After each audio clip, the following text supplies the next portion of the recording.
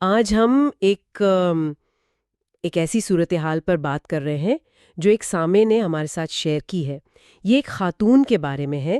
ان کی شادی کو 8 سال ہو گئے ہیں اور انہیں کچھ بہت سنجیدہ مسائل کا سامنا ہے۔ جی ایک تو یہ کہ شوہر علاج کی کوششوں کے باوجود ازدواجی حقوق ادا نہیں کر رہے، اور دوسرا شوہر کی کچھ آپ کہہ سکتے ہیں مشکوک سرگرمیوں کے الزامات بھی ہیں۔ اچھا تو ہماری یہ گفتگو ایک اسلامی سوال و جواب یعنی ایک فتوے پر مبنی ہے جو اسی مسئلے کے حوالے سے دیا گیا ہے۔ ٹھیک اس میں پوچھا یہی گیا ہے کہ بھئی ان حالات میں بیوی کیا کرے، خاص طور پر خلا کے بارے میں سوال ہے۔ تو آج ہم اسی فتوے کی روشنی میں دیکھیں گے کہ کیا رہنمائی ملتی ہے۔ چلیں اس معاملے کو ذرا تفصیل سے دیکھتے ہیں۔ جی تو فتویٰ جو ہے وہ سب سے پہلے شوہر کی ذمہ داری کی بات کرتا ہے۔ اگر وہ بیوی کے ازدواجی حقوق ادا نہیں کر پا رہے اور بیوی اس وجہ سے اذیت میں ہے تو فتویٰ کہتا ہے کہ ان پر لازم ہے کہ یا تو اپنا علاج کروائیں علاج؟ ہاں، تاکہ وہ یہ حق ادا کر سکیں، یا پھر دوسرا راستہ یہ ہے کہ وہ بیوی کو طلاق دے دیں، علیحدہ کر دیں۔ اچھا، تو یہ صرف صبر کی بات نہیں ہے؟ مطلب فتویٰ شوہر پر ذمہ داری ڈال رہا ہے کہ لا تو مسئلہ حل کرو یا بیوی کو آزاد کرو۔ بالکل بالکل، یہی دلچسپ بات ہے۔ یہ فتویٰ صرف یہ نہیں کہہ رہا کہ بیوی صبر کرے، بلکہ شوہر پر ایک آپ کہہ لیں فعال ذمہ داری عائد کر رہا ہے۔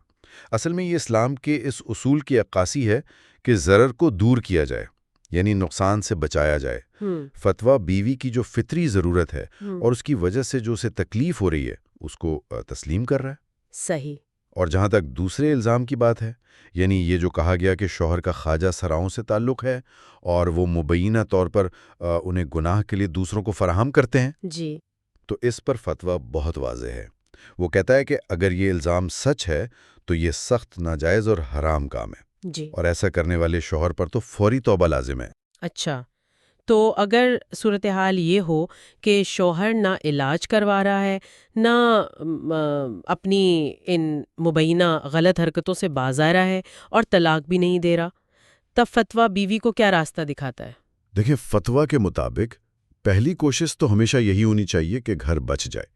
ہاں، اگر شوہر میں کچھ اصلاح کی گنجائش نظر آئے تو کوشش کرنی چاہیے، ٹھیک ہے۔ لیکن اگر اصلاح کی امید نہیں ہے تو پھر بیوی کو چاہیے کہ وہ شوہر سے طلاق کا مطالبہ کرے۔ اور اگر وہ اس پر بھی راضی نہ ہو، جو کہ سوال میں لگ رہا ہے کہ ایسا ہی ہے، تب؟ جی، اگر وہ طلاق دینے پر راضی نہیں تو پھر تیسرا راستہ خلا کا ہے، یعنی بیوی شوہر کو کچھ آپ کہہ لیں مالی معاوضہ دے کر، جیسے اپنا مہر معاف کر دے یا کوئی اور چیز دے، اور اس بنیاد پر شوہر کو طلاق دینے پر راضی کرے۔ اچھا، تو خلا جو ہے وہ بنیادی طور پر بیوی کی طرف سے علیحدگی کی درخواست ہے جو شوہر کی رضامندی سے ہوتی ہے۔ لیکن یہاں فتویٰ نے ایک بہت اہم بات کہی ہے نا، کہ خلا کے صحیح ہونے کے لیے شوہر کی رضامندی ضروری ہے۔ جی ہاں، بالکل۔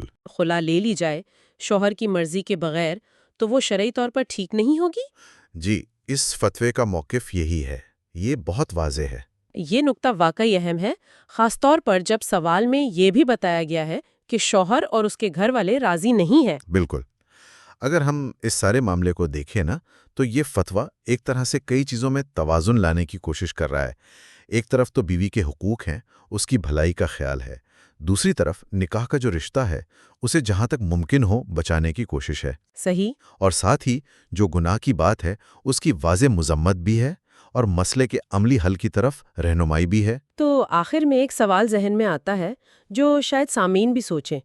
فتویٰ تو کہہ رہا ہے کہ خلا کے لیے شوہر کی رضامندی چاہیے، جی، لیکن عملی زندگی میں خاص طور پر ایسی صورتحال میں جہاں شوہر اور اس کا خاندان وہ راضی ہی نہیں ہیں، تو پھر معاشرتی دباؤ یا خاندان والے یا دوسری عملی مشکلات، یہ چیزیں ایک خاتون کی اس صلاحیت پر کیسے اثر انداز ہو سکتی ہیں کہ وہ شوہر کی رضامندی حاصل کر پائیں؟ یہ ایک اہم سوال ہے جو یہ فتویٰ سننے کے بعد سوچنے پر مجبور کرتا ہے۔